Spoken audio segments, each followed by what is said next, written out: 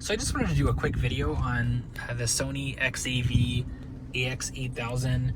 I debated for probably 2 or 3 weeks before I installed this in my 2007 Honda Ridgeline. So I kind of wanted to go over my impressions of it. For anyone else that's interested in getting one of these, there's not a lot of videos of this online. It's mainly tech reviewers, and they don't actually install it in their vehicle. And I couldn't find any demo units of this either, which was surprising because this seems like a really solid unit. I'm really happy with it so far. It's been seamless. The install wasn't too bad. You can adjust it with these brackets, which if you've seen videos of this, you already know all of that. I wanted it to look as OEM as possible, which is why I went with this unit. I hate aftermarket radios with all the flashy colors, the weird UIs and weird button placement. I really wanted it to look like it belongs in this truck, and I think it does this nicely. I would say the one downside is the screen. It is an 800 by 480 resolution, I believe. It's not capacitive, so you can see the glares as I kind of move my phone around. But for me, it wasn't really an issue. My other vehicle is a Lincoln MKC, which has a very similar display in the sync system. And I live in Arizona, so it gets pretty bright during the day, but I can still see everything. I would say the only time you wouldn't be able to see anything is if you're watching movies on this. So if you're going to be using your radio to watch Netflix and stuff in your car, you should probably go with something else. But for me, it's been great. They added the ability to update your wallpaper with an update. So as soon as I updated it, I was able to upload a custom wallpaper.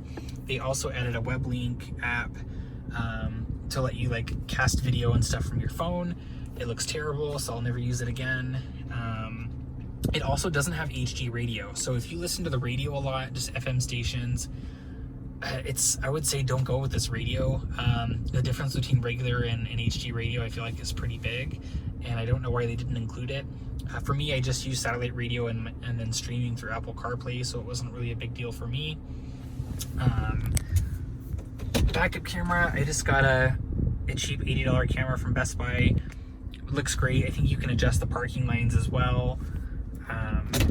But yeah, overall I'm really happy with it. I did try to keep my original speakers from my Ridgeline. They sounded great beforehand, so I didn't want to update them, but this thing is actually pretty powerful. I feel like it's gonna break my speakers. And they sound awful. They sound really muffled. It won't come through clearly in the video, so I am gonna update my speakers as well. But other than that, I mean, I've had no graphical issues, no glitches. Install wasn't too bad. It came with the adapter for my steering wheel controls, and overall it's been great. I'm really happy with it. I would say they should definitely lower the price of it. I think the issues with the screen, there's really no excuse for that in 2020, but this was as good as it gets, for me at least. So if you have any questions, I'm happy to answer them. Just send me a message.